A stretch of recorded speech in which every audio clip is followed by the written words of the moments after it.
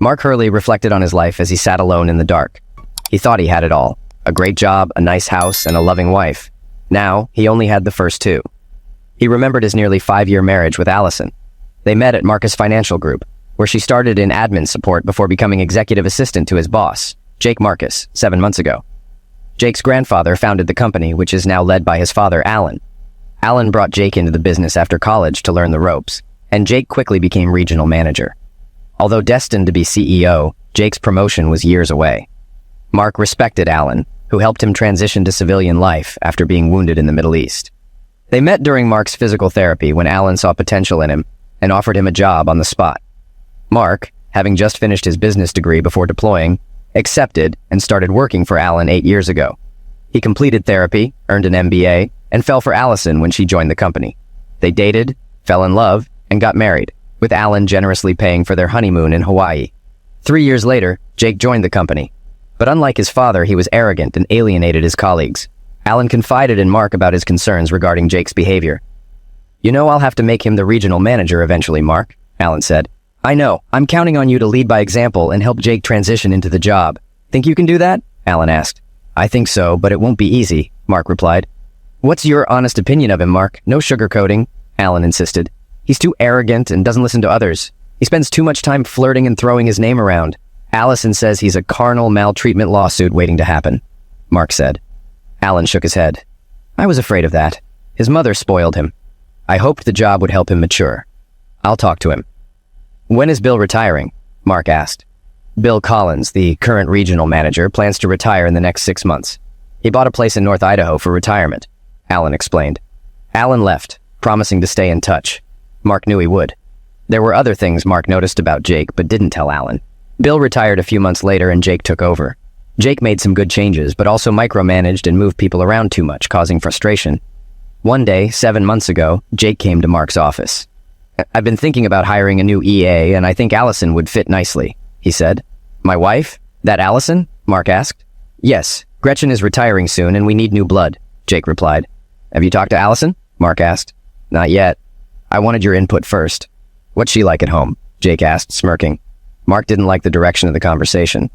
"Allison and I are happily married and she's a professional. If you think she's qualified, offer her the job.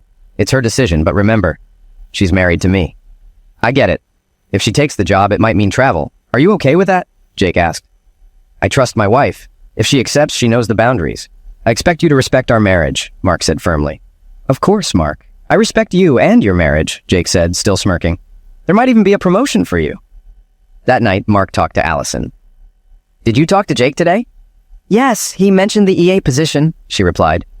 "What do you think?" Mark asked. "It means travel and late hours, but also a nice raise. We could use the money for when we have kids," Allison said. "Are you concerned about anything?" Mark asked.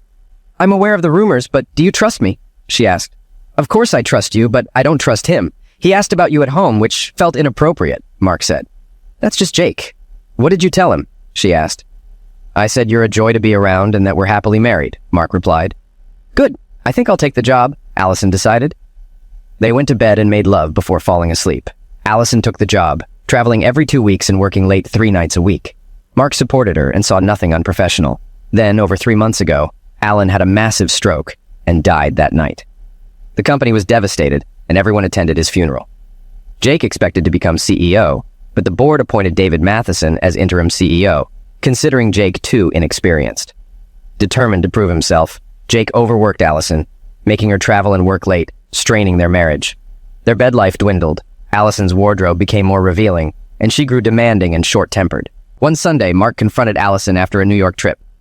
"Allison, we need to talk." "About what?" she snapped. "About us.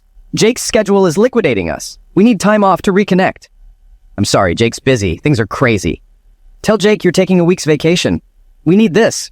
After a pause, she agreed. "You're right. I'll talk to him tomorrow." The next day, Allison came home happier. Jake agreed. "We can take next week off if we attend a party at his place Friday night." "Party? What kind?"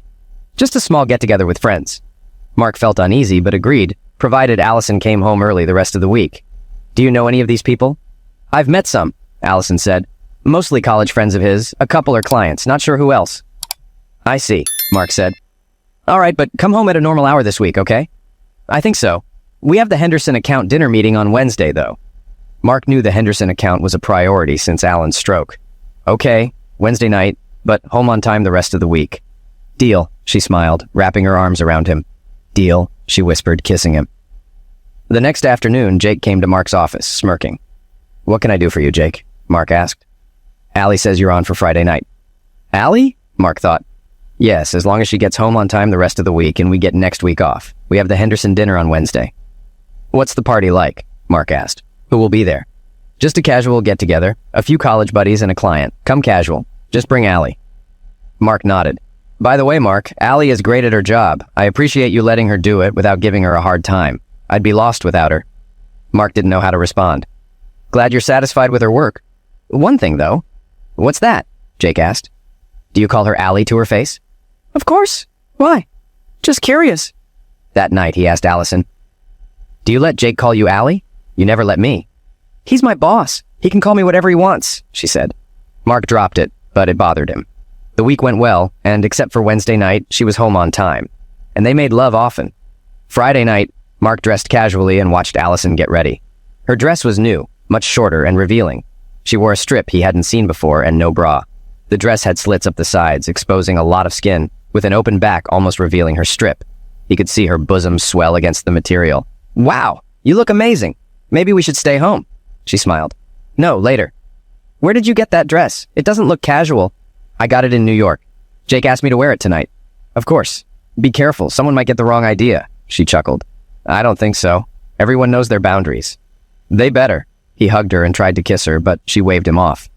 Later. I don't want to mess up my makeup. They drove to Jake's townhouse in a ritzy part of town.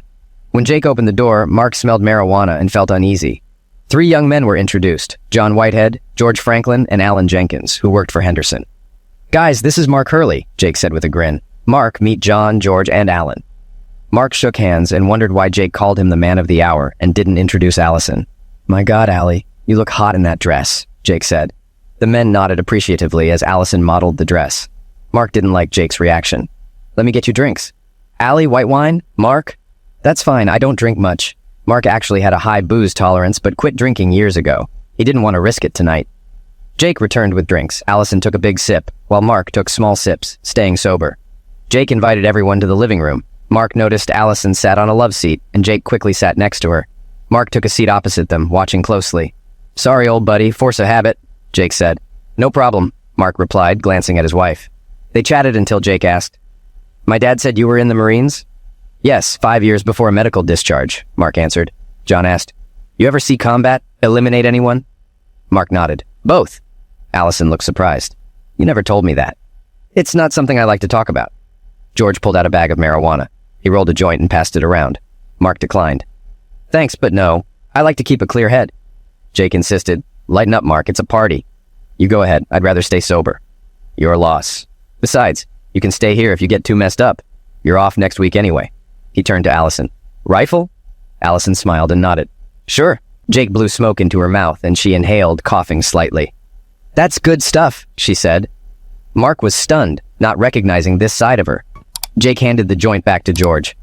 This man, Jake said, pointing at Mark, is the best business analyst in the company. He saved us millions and brought me this lovely assistant.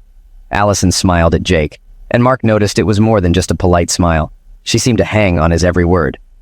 I think of her as my work wife, Jake said, patting Allison's bare thigh. Mark thought he saw Jake's hand inch under her dress before pulling back. I'd be lost without her, Jake added. So would I, Mark said, watching Allison look down. I need to use the restroom, Mark said, breaking the silence. First door on the left, Jake directed.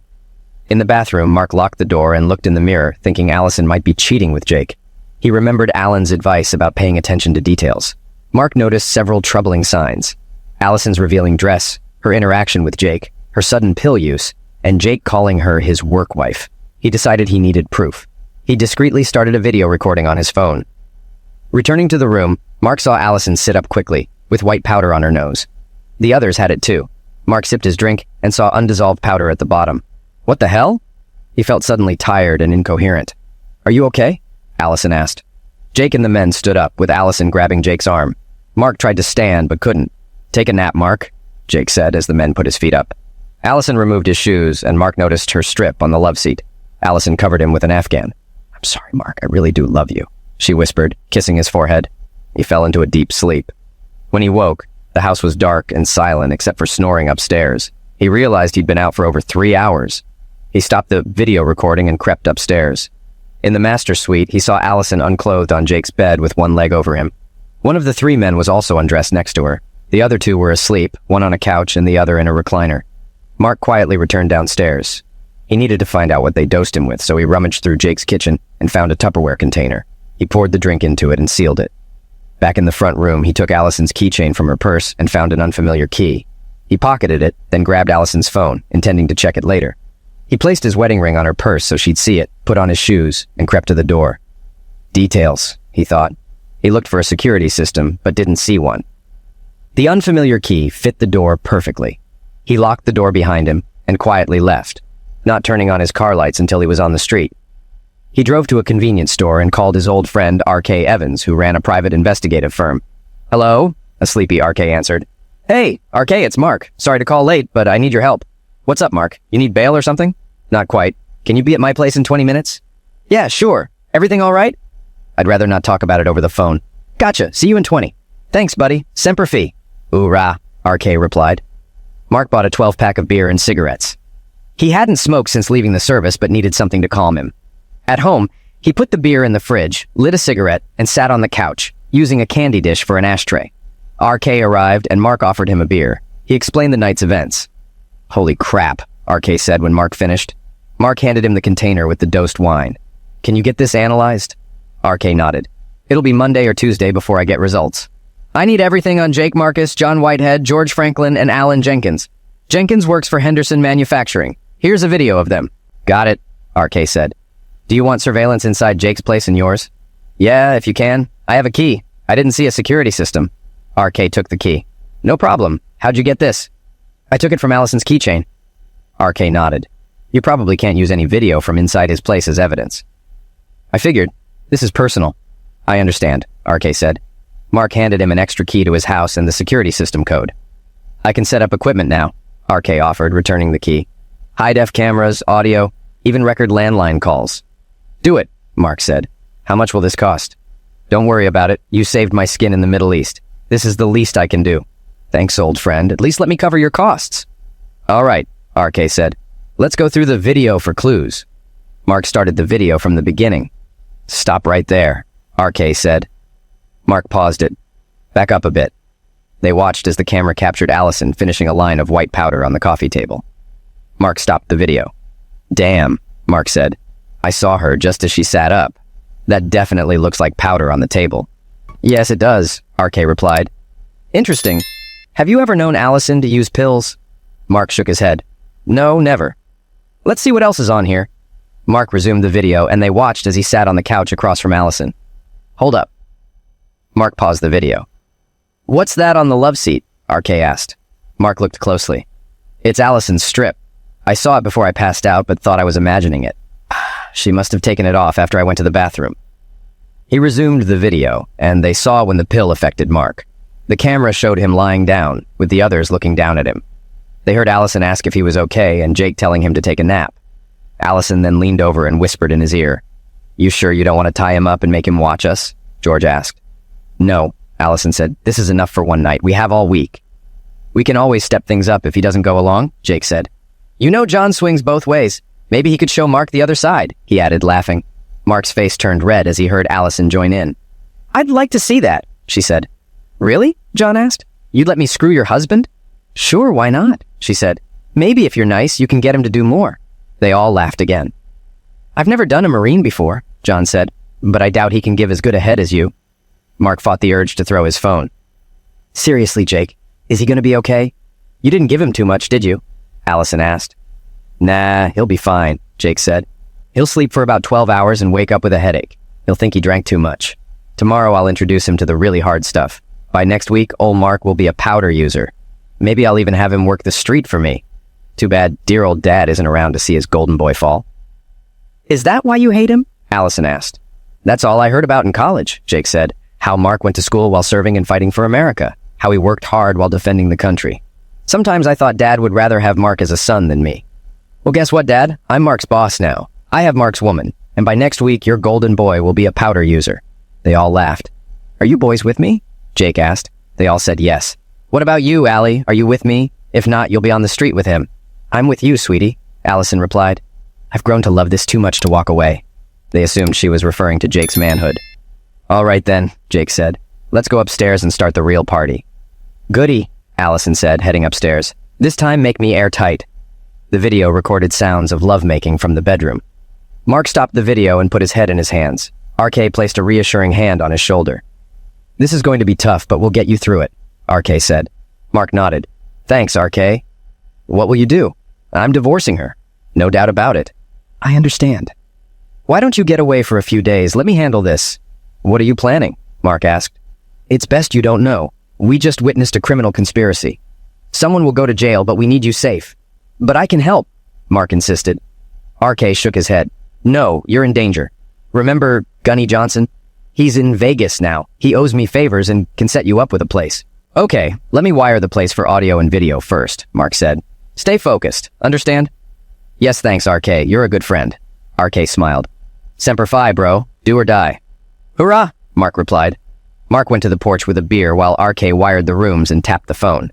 He set up the audio and video to be stored on a cloud server and gave Mark access details and the switch for the system. I'll call Gunny tomorrow and let you know. Don't do anything stupid. Understand? I understand, RK. Good.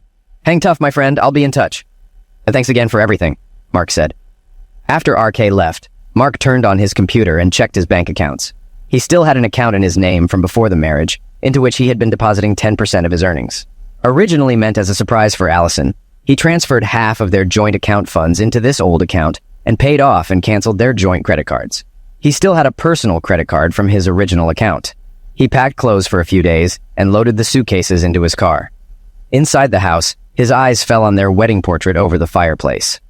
Filled with rage at her betrayal, he shredded the portrait with a hunting knife and tossed all photos of Allison into the fireplace.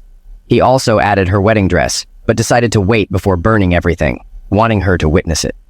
Grabbing a beer, he emailed the incriminating video to himself and verified it on his laptop. He wrote a carefully worded letter to each board member and David, the interim CEO, detailing what had transpired. He reminded the board about the morals clause in Jake's employment agreement and the potential lawsuits and scandals his actions could cause.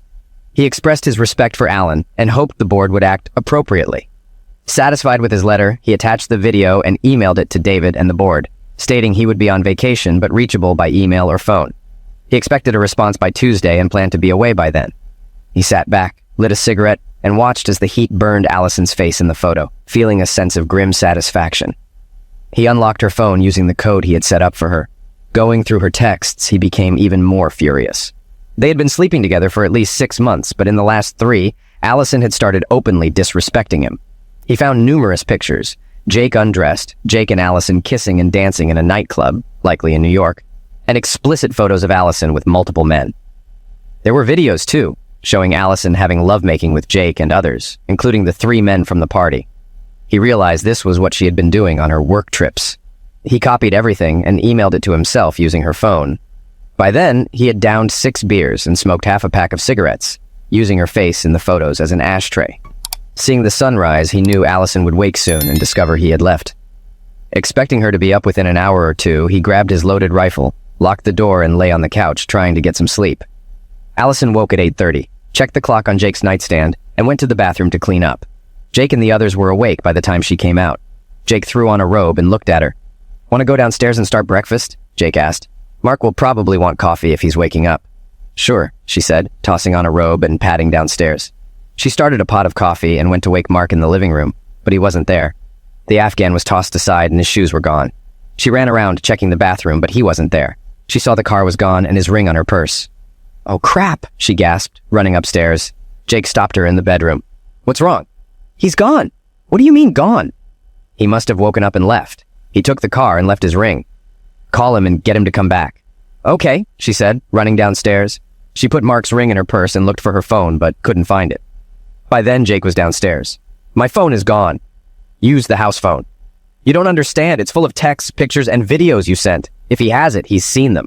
Don't worry. Just get him over here. We'll handle it. Now call him. Allison picked up the house phone and nervously dialed Mark's cell. Hello? Mark answered, sounding groggy. Mark, sweetie, it's me. What the hell do you want? He growled. Allison recoiled. He had never spoken to her like that before. She realized he must be super pissed, but she had no idea just how much. Mark, honey, you weren't here when I got up, and I was worried. Are you all right? What the hell do you care, witch? Sweetheart, I need you to come pick me up at Jake's house.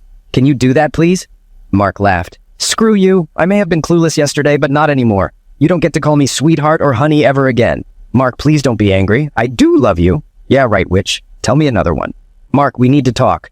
Damn right we do. Then come pick me up at Jake's so we can talk on the way home. Wrong answer, witch. I'm not coming over there. If you want to talk, walk or call an Uber. The only thing we need to discuss is how to split everything up. What do you mean split everything up? That's what happens in a divorce, witch. I don't want a divorce. Can't we work this out? I didn't want to be dazed and cucked either. Get home if you want to talk, but don't let Jake or anyone else come here. I'm armed, and I'll blow their heads off if they step foot in my house. Got it? Okay, I'll call an Uber. Do that and bring cash, or your ATM card. Why? Because your credit card doesn't work anymore. Why doesn't it work? I canceled it last night. Oh, she said quietly. By the way, know where my phone is? Yeah, it's here on the coffee table. Got an interesting collection of pictures and videos. Now I know what you've been doing these last 3 months. They'll help my divorce case. Oh my God, Mark, I'm really sorry. I never wanted to hurt you. Shut up, witch. Save your excuses for someone who cares. If you want to talk, do it now and come alone. I'll be there, Mark. Ending the call, she looked at Jake. Well? Jake asked. He's not coming. I have to go there to talk to him. All right, we'll take you then. She shook her head. No, he's armed. He said if any of you show up, he'd eliminate you. I've never heard him so angry. Jake thought for a moment, then went to his study. He came back with a syringe. Here's the plan. Put this in your purse. Call an Uber, and we'll follow you to your place. When you get a chance, inject this into his arm. Then call me. We'll pick him up and put him in my trunk. What is it? She asked. A special concoction, some dope, smack, and something to knock him out. It works fast and won't hurt him. Just stick him with it and call me when he's out. Got it? He handed her the syringe and she put it in her purse. Okay, she said. Just promise you won't hurt him. We'll do our best, right, boys? He said, looking at the 3 men who laughed. Call for your ride. She arranged an Uber to pick her up in 30 minutes and went upstairs to finish getting ready. When the driver arrived, she left. Jake and his friends followed, parking a block away. They didn't notice the white van parked across the street. A few minutes after speaking to Allison, Mark's phone rang. It was RK. What's up? Mark asked. Just wanted to let you know my boys picked up a conversation between your wife and her accomplices, RK said. What? Mark asked. Modern technology, my friend, RK said.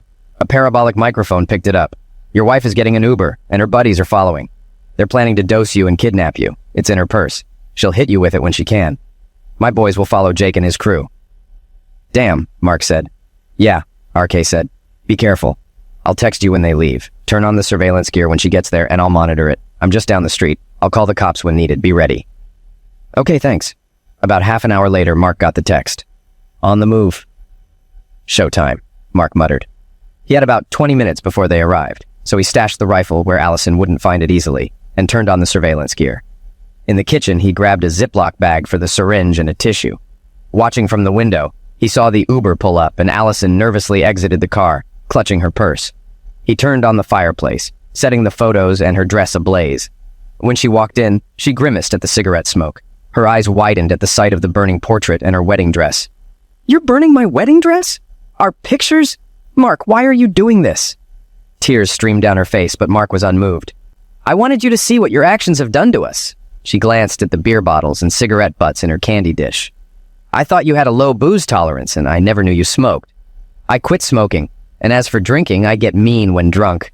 I nearly liquidated a man once. I chose not to drink again, just like you chose to become Jake's witch. Oh my God, Mark, what have I done? You tell me. What happened to you? You used to be so sweet and kind. Since when have you snorted cocaine? Who are these men you've been with? Mostly clients, she said quietly. Jake made me. Great. Your actions could ruin Marcus Financial. How long have you planned to pill me and assault me? Was that your idea or Jake's? She looked shocked. I never...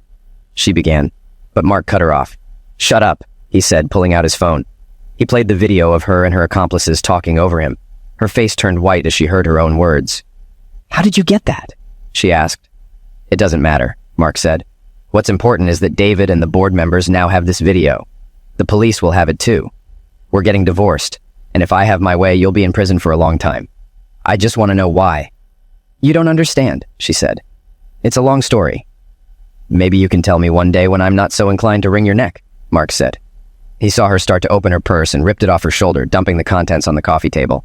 He picked up the syringe with a tissue. "Is this what you planned for me? Do you even know what it is?" "Not exactly." "Not exactly?" he asked sarcastically. "You were going to inject me without knowing what it could do.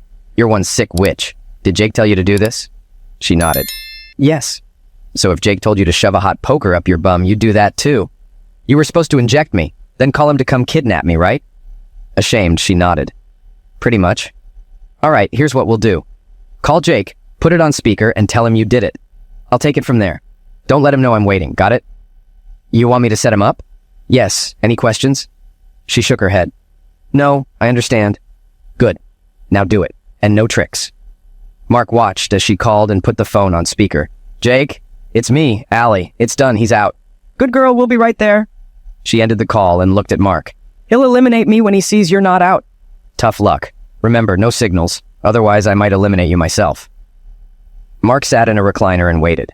When he saw Jake and his three buddies through the window, he pretended to be asleep but kept his eyes slightly open.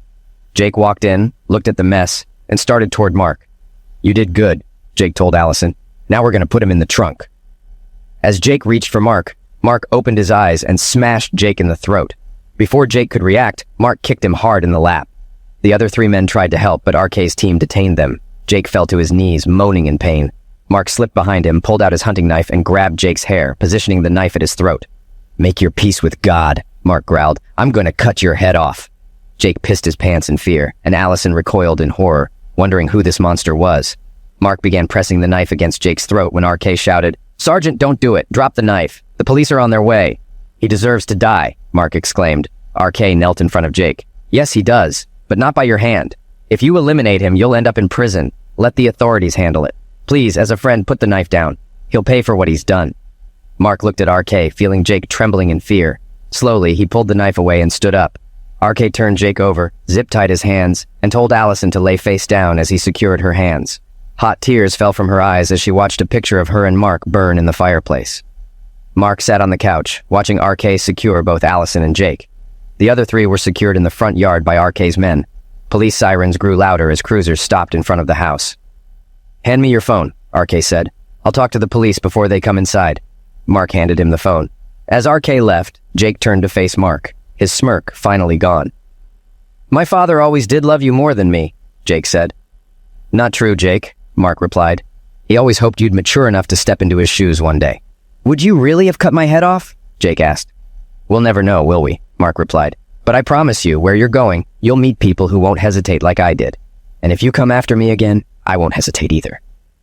Jake laid his head back in silence. 3 large police officers entered, surveyed the scene, and read Jake and Allison their Miranda rights before escorting them to the cruisers. One officer picked up the syringe in the plastic bag from the coffee table. "Is this what they plan to use on you?" he asked Mark. "Yes, it is," Mark confirmed. The officer took Mark's full statement and said, "You were lucky, you know that?" "No, my fellow Marine had my back." The officer smiled and nodded. "Semper Fi," the officer said, shaking Mark's hand. "Ura," Mark responded. After the police left, RK joined Mark on the couch. "Got another one of those?" he asked, pointing at the beer bottles. "Think I have 1 or 2 left. Kinda early for this, don't you think?" "After this?" "No," RK said as Mark handed him a cold bottle. "How are you holding up?" "Okay. Feels like Iraq. I need to decompress." "Yeah, about that. I talked to Gunny. He'll take care of everything if you want to hang out in Vegas for a few days. Here's his number." "I might do that. Got some things to handle here first." RK handed Mark 2 cards. Gunny's number and a divorce lawyer, Michelle Hawkins. "She hates cheaters and expects you at 8 a.m. Monday." "Thanks for everything," Mark said. "Semper Fi, bro. Do or die," RK said. "Ura," Mark replied. After finishing their beers, RK stood up. "You have some cleaning to do. I'll be by later to get the surveillance gear." RK left, and Mark started cleaning the house. That afternoon, Mark received a call from David Matheson. "Mark, this is David Matheson," he said when Mark answered. "Yes, Mr. Matheson, what can I do for you?" Mark asked. "Call me David. I got your email and saw the video, as did the board. We agree with your letter, which was impressive." "Thank you, David." "You're welcome. We also agreed to terminate both Allison and Jake's employment immediately. given they're in custody. I'm heading to the county jail to handle it personally. There's something else. What's that? Mark asked. We think you should take a few days to unwind. Do you have someplace to go? A friend offered to look after me in Vegas. I have a divorce lawyer appointment Monday, then I'll head out. Vegas sounds perfect. Enjoy your trip, Mark. We'll see you a week from Monday. Thanks, David. I will. One more thing. We unanimously decided you'd be the best person to take Jake's job. Me? Mark asked. Yes. We're impressed with how you handled this, and the board values your work. There will be a salary increase and other benefits. You deserve it. Thanks, David. Don't thank me yet. First, you'll oversee an external audit of everything Jake handled. The auditors will report to you, and you'll report to me.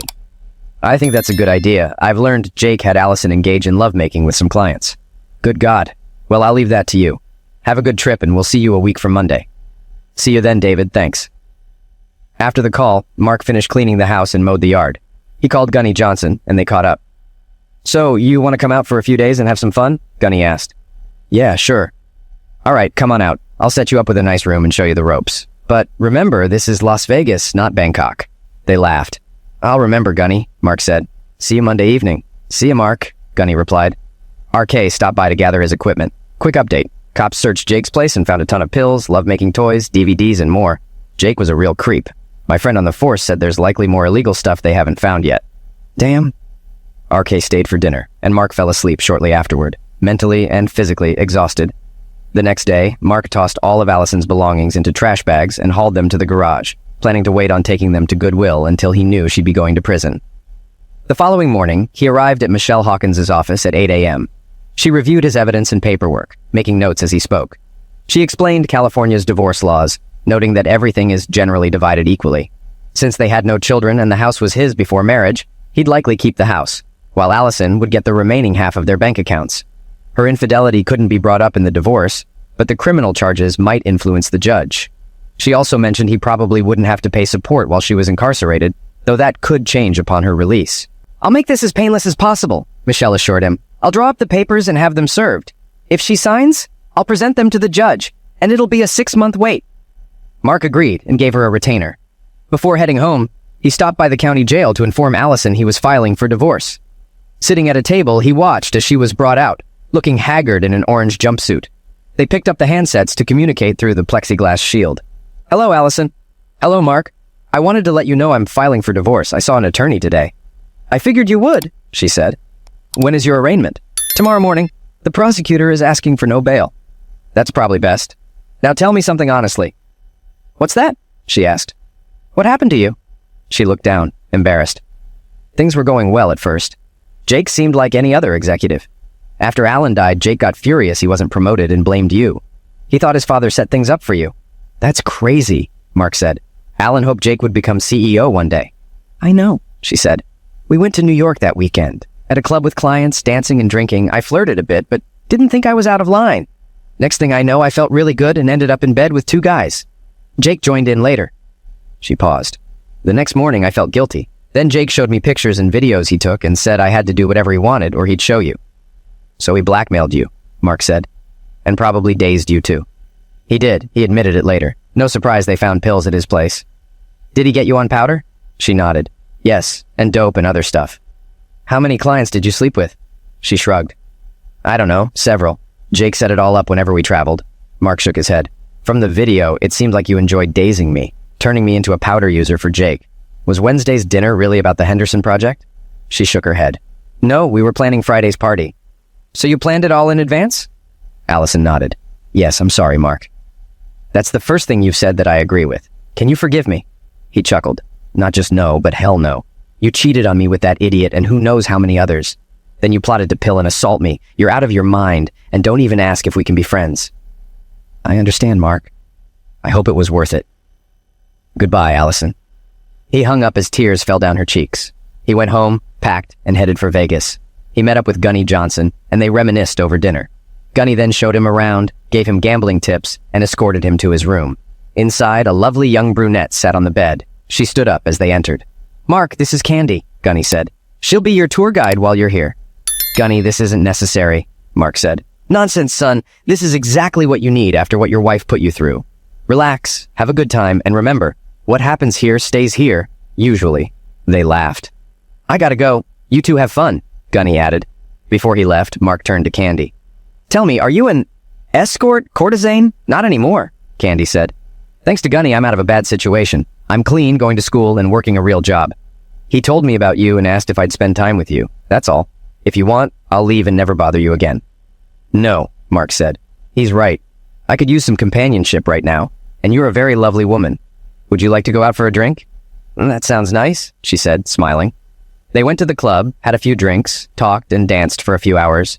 Back in his room, she helped him forget his troubles. He woke up to find her beside him. They showered together and got dressed. "I have classes today, but I can meet you back here tonight if you want," she said. "Sounds like a plan," he said. They kissed before she left, and he went downstairs for breakfast. Then he headed to the casino to try his luck.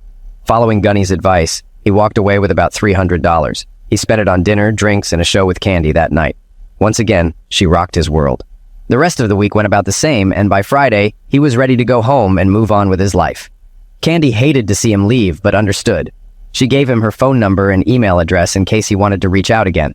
He liked her, but doubted it would turn into a full relationship. She was much younger and had her whole life ahead of her. Still, he thought, who knows? He drove home with a smile, memories of Candy filling his mind. When he got home, he caught up on news about Allison and her group. The judge, after reviewing the evidence from the prosecutor, ordered them held without bail. He also received confirmation from Michelle that Allison had been served divorce papers. According to Michelle, Allison signed them right away and they were filed with the court. In 6 months, he would be free of her for good. The following Monday, he went to work and found all his things moved into Jake's old office. Everyone welcomed him back and wished him well in his new position. He settled in and met the external auditors. He got them situated and met his new assistant, Marcia Bodine. He had known her since she started with the company a few years ago. He liked Marcia, knew she was married, and she had received high praise from her previous supervisors. She also knew his situation and was careful not to mention it. The audit uncovered several irregularities in Jake's paperwork. For instance, he had fudged his expense account on trips he and Allison had taken. Then the auditors found that Jake had mismanaged some client accounts. This was reported to the SEC, and Jake soon faced federal charges. Mark and David spent the next few months cleaning up the mess Jake left behind. Luckily, they didn't lose any clients thanks to their quick response, but they had several uncomfortable conversations with other executives who were understandably upset. Meanwhile, Mark stayed in touch with Candy, mostly through emails. Eventually, she told him she had met someone at school and they were serious. He wasn't surprised and wished her well. At the same time, Allison and Jake's trials dragged on with more charges and motions. Mark found himself testifying against his wife and her accomplices, even though her defense team tried to discourage him, saying he wasn't required to testify against his wife. "I may not be required to, but I want to," he told her lawyer. "Besides, in a few weeks, she won't be my wife anymore." The jury was stunned by his testimony, and even more so when the video Mark took that Friday night was played for them. Finally, the day came for the jury to announce their verdicts. Mark and David sat in the courtroom, watching as Allison, Jake, and the other 3 men were brought in. None of them could meet Mark's gaze. By now, the trial had become a media spectacle. The court was called to order, and the judge asked if the jury had reached a decision. The foreman stood and confirmed they had. Everyone held their breath as the judge read through the charges, which included conspiracy to kidnap and assault. Jake faced additional charges related to the pills found in his townhouse and the lewd photos and videos he had with other women. They were all found guilty on every charge. The judge set the date for sentencing, and the 5 convicted conspirators were led out of the courtroom. Mark and David walked out, brushing past the throng of reporters pushing cameras in their faces. About 10 days later, the sentencing took place. The judge made it clear he was thoroughly disgusted with all 5 of them and essentially threw the book at them. Jake's 3 buddies got the lightest sentences but still faced 20 years in prison. Allison was sentenced to 25 years to life, and Jake received 50 years to life for his crimes. He would also face federal charges brought by the SEC to be handled in federal court. Allison sobbed as she was led out of the courtroom, while Jake looked down in shame as he was taken away. Jake's time in prison ended about 6 months later, when he was found decapitated in the shower, having angered the wrong people who didn't like his smug attitude. A month after the sentencing, Mark was in his office going over some paperwork, when Marcia buzzed him on the intercom. "Mr. Hurley, there's a Dr. Kristen Marcus here to see you." The last name caught Mark's attention. "Send her in." The door opened and Mark saw an attractive blonde enter his office. Her hair fell below her shoulders and she wore a skirt that fell just below her knees. She smiled as she approached, extending her hand. "It's great to finally meet you, Mr. Hurley." He shook her hand and invited her to sit. "Please call me Mark. Would you like something to drink? Coffee? Tea?" "Coffee would be wonderful. Black, please, and call me Kristen." Mark asked Marcia to get them each a cup of coffee and sat down as his assistant left the office. "Marcus," Mark said, looking at her. "Are you related to Alan? His daughter, perhaps?" She smiled and shook her head. "No, I'm his niece." "I see. I'm surprised we haven't met before. I thought I knew everyone in Alan's family. I've been quite busy. I was in France when Uncle Alan died and couldn't make it back for his funeral." "So, what can I do for you?" he asked. "I just wanted to meet the man who took my idiot of a cousin down." "I take it there's no love lost between you two?" She shook her head. "No, none," she said quietly. "I'm just glad he's finally paying for his crimes. I'm really sorry for what he did to you. From what I know, you didn't deserve any of it, and I'm sorry. I've heard a lot about you from my uncle." "So, I see you're a doctor. Are you a medical doctor?" "No, I have a PhD in business and economics. I teach at UCLA. My uncle and I shared many interests, but I'm more focused on academics. And no, I'm not interested in moving into the corner office upstairs." Mark laughed at that. They talked for a while longer before she said she had to get back to work. Mark didn't want the conversation to end, and, truth be told, he was interested in this woman. "Listen, Kristen, I'd love to continue this discussion over dinner, that is, if you don't mind being seen in public with a lowly MBA. She smiled and her eyes sparkled. "There's nothing lowly about being an MBA, and I'd love to be seen with you in public. Dinner sounds great. How about Red Lobster tonight at 7 o'clock? She handed him a card with her number and address. "Red Lobster it is," Mark said, taking the card from her. "I'll pick you up at 6:30 if that works." "I'll see you then." "Mark, it's been great meeting you," she said before walking out. That evening, Mark learned from Kristen that Jake had tried to assault her when she had just turned 18. Ashamed and afraid she might be blamed, she never said anything but avoided Alan and his family as much as possible. She also avoided relationships with men because of Jake's actions and spent months in therapy while in college. He told her about his experience with Jake and what happened with Allison. Kristen was shocked, but not surprised. "I'm so sorry. You deserve much better." Mark and Kristen dated for several months, falling in love. She nearly tackled him to the floor, smothering him with kisses when he asked her to marry him. "I take it that's a yes?" Mark asked when she finally let him breathe. "No, that's a hell yes," she said. "Now carry me to bed and ravish me properly." "Yes, ma'am," Mark said, carrying his bride-to-be upstairs. Yes, he thought, things were looking good.